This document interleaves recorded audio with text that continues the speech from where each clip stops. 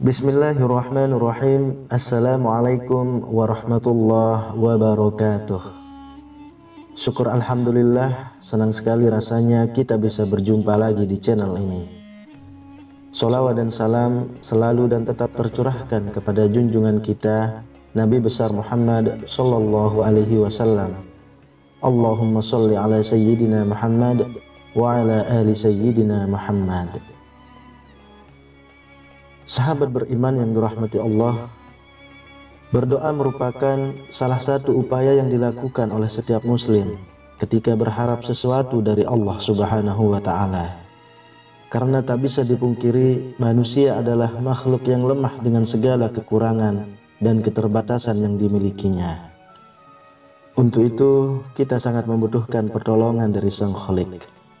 Dan pertolongan tersebut akan datang setelah kita melakukan permohonan kepada Allah Subhanahu wa ta'ala melalui doa-doa yang sering kita panjatkan sehari-hari. Bahkan Allah Subhanahu wa ta'ala pun menjamin akan mengabulkan setiap doa hamba-hambanya, karena Allah sangat menyukai hamba-hambanya yang selalu berdoa kepadanya. Perkara dikabulkan atau belum dikabulkan sepenuhnya adalah urusan Allah. Kita sebagai manusia hanya mampu berusaha setelah berdoa. Namun yang perlu diketahui, ada kalanya doa yang kita munajatkan begitu cepat dikabulkan. Ada pula yang harus menunggu lama untuk dikabulkannya doa-doa kita. Meski belum dikabulkan, kita sangat tidak dianjurkan untuk mengeluh dan putus asa dalam berdoa. Mungkin saudaraku akan bertanya, apakah ada kesalahan dalam doa kita sehingga tak kunjung dikabulkan dan menjadi penghalang doa kita untuk dikabulkan? Coba saudaraku perhatikan 5 hal yang menjadi penghalang doa kita ini. Siapa tahu dari saudaraku semuanya masih ada yang melakukan beberapa hal berikut ini. Yang pertama adalah melalaikan hak-hak Allah Subhanahu wa ta'ala. Yang dimaksud melalaikan hak-hak Allah adalah kita mengakui bahwasanya tiada Tuhan selain Allah. Akan tetapi pada kenyataannya kita tidak mengerjakan apa yang diperintahkan Allah Subhanahu wa ta'ala, dan tidak pula menjauhi apa-apa yang menjadi larangan Allah. Lalu kita mengakui sebagai muslim, tapi pada kenyataannya kita masih mempercayai dan menyekutukan Allah dengan sesuatu hal yang kita anggap sebagai penolong dalam kehidupan kita. Apabila masih seperti itu, kemungkinan doa kita untuk dikabulkan sangatlah kecil. Karena dengan menyekutukan Allah dengan sesuatu merupakan perbuatan syirik, dan kemungkinan itulah yang menjadi penghalang doa kita belum juga dikabulkan. Dalam Quran surah Luqman ayat 13, Allah Subhanahu wa ta'ala sudah berfirman, "Dan ingatlah ketika Luqman berkata kepada anaknya di waktu ia memberi pelajaran kepadanya, 'Hai anakku, janganlah kamu mempersekutukan Allah. Sesungguhnya mempersekutukan Allah adalah benar-benar kezaliman yang besar.'" Dari Mu'az bin Jabal radhiyallahu anhu, beliau berkata, "Saya pernah membonceng Rasulullah sallallahu alaihi wasallam di atas himar. Beliau berkata kepada saya, 'Tahukah engkau apa hak Allah atas hamba-hambanya dan apa hak hamba atas Allah?' Lalu Mu'az bin Jabal berkata, 'Allah dan Rasulnya lebih tahu.' Dan beliau bersabda, 'Hak Allah atas hambanya adalah agar mereka menyembahnya dan tidak menyekutukannya dengan sesuatu pun.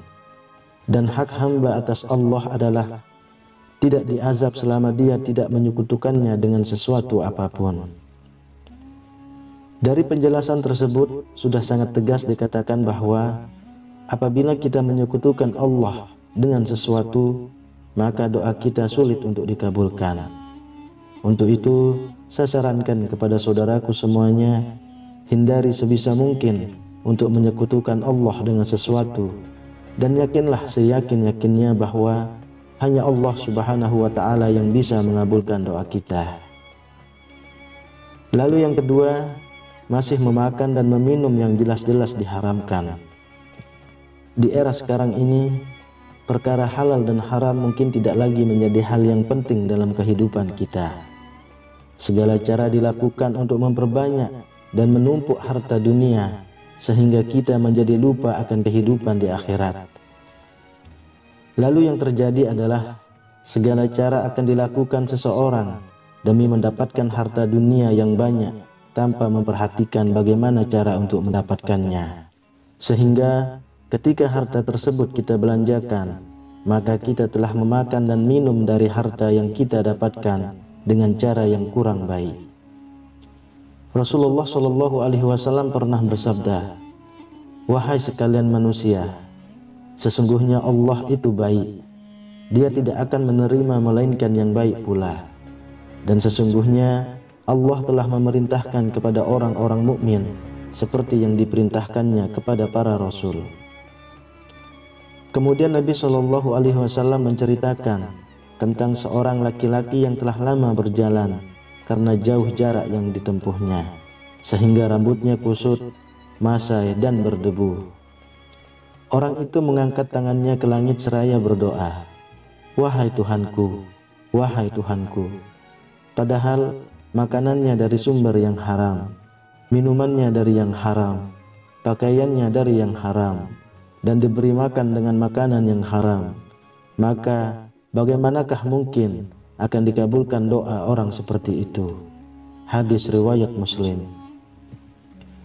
Dari hadis tersebut kita bisa memetik hikmah bahwasanya sebisa mungkin kita menghindari hal-hal yang cara mendapatkannya dengan cara yang tidak baik atau dengan cara yang haram, supaya ketika kita berdoa kepada Allah Subhanahu wa ta'ala, doa kita bisa segera dikabulkan. Yang ketiga, tidak sungguh-sungguh dan mudah melupakan doa. Yang dimaksud tidak sungguh-sungguh dan mudah melupakan doanya adalah ketika kita berdoa, kita tidak sungguh-sungguh dalam doa tersebut dan juga tergesa-gesa, sehingga menyebabkan apa yang telah kita minta kepada Allah Subhanahu wa ta'ala seolah tidak benar-benar kita inginkan. Kalau saya mengibaratkan, sama halnya kita berdoa seperti ini, "Ya Allah, kabulkanlah doaku jika Engkau ingin." Saya sangat paham di tengah kesibukan bekerja. Tentu hal tersebut membuat kita menjadi kurang sungguh-sungguh dalam berdoa, apalagi jika masih ada pekerjaan yang harus segera diselesaikan. Meski begitu, saya sarankan, carilah waktu yang tepat supaya saudaraku semuanya bisa berdoa dengan sungguh-sungguh dan rendah diri, mengharap kepada Allah Subhanahu wa ta'ala supaya doa kita bisa dikabulkan. Dari Abu Hurairah, Rasulullah Shallallahu Alaihi Wasallam pernah bersabda, "Doa salah seorang di antara kalian pasti akan dikabulkan, selagi ia tidak terburu-buru dengan mengatakan, 'Aku telah berdoa,' namun tidak kunjung dikabulkan." Hadis riwayat muttafaq alaih. Dari hadis tersebut sudah jelas dikatakan bahwa apabila kita hendak berdoa, seharusnya tidak terburu-buru dan juga sebisa mungkin untuk menghindari mengucapkan, "Aku telah berdoa," tapi tak kunjung juga dikabulkan. Akan tetapi yang harus kita lakukan adalah walaupun belum dikabulkan, hindari untuk berputus asa, mengeluh, atau bahkan berprasangka kurang baik kepada Allah Subhanahu wa ta'ala. Karena kita tahu doa seorang hamba tergantung prasangka dari hamba tersebut terhadap Allah Subhanahu wa ta'ala. Jika kita berprasangka baik, maka Allah akan mengabulkan doa kita. Jika prasangka kita kurang baik, doa kita akan ditunda terlebih dulu sampai hati kita bisa bersih dari prasangka kurang baik kepada Allah Subhanahu wa ta'ala. Yang keempat, meninggalkan amar ma'ruf nahi mungkar. Yang dimaksud amar ma'ruf nahi mungkar adalah mengerjakan yang baik dan meninggalkan yang kurang baik. Islam mengajarkan kita untuk saling bersosial dalam masyarakat. Sudah sepantasnya kita sebagai manusia yang bermasyarakat diwajibkan untuk berbuat baik, menyerukan kebaikan kepada sesama, dan mencegah segala sesuatu yang kurang baik. Namun pada kenyataannya, kadang kita malah terbalik mengartikan amar ma'ruf nahi mungkar. Yang baik kita tinggalkan dan yang kurang baik malah kita kerjakan. Apabila saudaraku semuanya menjadi pendukung hal-hal yang kurang baik, niscaya Allah Subhanahu wa Ta'ala akan menolak doa kita dan bisa jadi mengirimkan peringatan kepada kita. Dari Huzaifah bin Al-Yaman, Rasulullah SAW pernah bersabda, "Demi Rabb yang jiwaku berada di tangannya, hendaklah kalian bersungguh-sungguh menyuruh berbuat kebaikan dan mencegah kemungkaran, atau Allah akan menimpakan siksaan kepada kalian dari sisinya. Kemudian kalian berdoa kepadanya, tetapi dia tidak mengabulkan doa kalian." Hadis riwayat Tirmizi dan Ahmad. Kemudian yang kelima adalah melampaui batas ketika berdoa. Entah disadari atau tidak, kita sebagai manusia sering sekali melampaui batas ketika menginginkan sesuatu, sehingga ketika doa tersebut dikabulkan, justru kita malah tidak amanah dengan apa yang kita minta, karena ketidakmampuan dan ketidaktahuan kita dalam menerima apa yang kita minta. Bahkan saya masih melihat ada cara-cara berdoa yang sangat tidak dianjurkan. Misalnya adalah kita berdoa di bawah pohon keramat, yang menurut kita saat berdoa di bawah pohon keramat, maka doa kita akan didengar dan segera dikabulkan Allah Subhanahu wa Ta'ala. Sahabat beriman yang dirahmati Allah, apabila masih ada yang berdoa dengan cara tersebut, itu sudah menandakan bahwa kita telah syirik kepada Allah. Jadi sangat wajar jika doa kita tak kunjung dikabulkan. Dalam Quran surah Al-A'raf ayat 55, Allah Subhanahu wa Ta'ala berfirman, "Berdoalah kepada Tuhanmu dengan berendah diri dan suara yang lembut. Sesungguhnya Allah tidak menyukai orang-orang yang melampaui batas." Yang dimaksud dengan rendah diri adalah dengan segala ketidakmampuan kita sebagai manusia yang lemah, dan meyakini hanya karena kuasa Allah lah doa kita bisa dikabulkan. Mungkin saudaraku akan bertanya, kenapa orang yang tidak mengerjakan sholat suka melakukan kemaksiatan, malah mereka lebih kaya daripada kita yang sering berdoa, terus mengerjakan kewajiban sebagai seorang muslim? Saya mengatakan tersebut adalah istidraj, yakni kesenangan dan nikmat yang Allah berikan dengan segera kepada orang yang jauh dari Allah Subhanahu wa Ta'ala. Dalam Quran surah Ali Imran ayat 178, Allah Subhanahu wa Ta'ala berfirman, "Dan janganlah sekali-kali orang-orang kafir menyangka bahwa pemberian tangguh kami kepada mereka adalah lebih baik bagi mereka.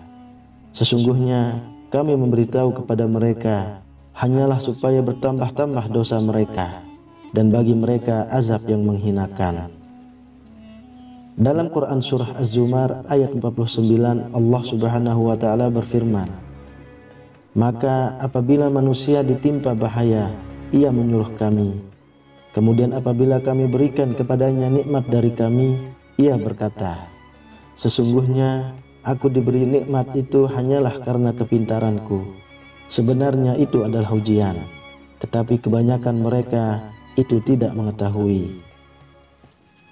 Sahabat beriman yang dirahmati Allah, sudah jelas bahwasanya apabila kita melihat orang yang tidak mengerjakan sholat, tidak pernah puasa, tidak menunaikan zakat, dan sering melakukan kemaksiatan, tapi malah hidupnya serba mewah, maka hal tersebut merupakan azab yang Allah Subhanahu wa Ta'ala perlihatkan di dunia, supaya kita sebagai manusia mau berpikir dan mengambil hikmah dari segala sesuatu yang Allah Subhanahu wa Ta'ala perlihatkan kepada kita. Hidup bergelimangan harta di dunia, tapi miskin pahala di akhirat.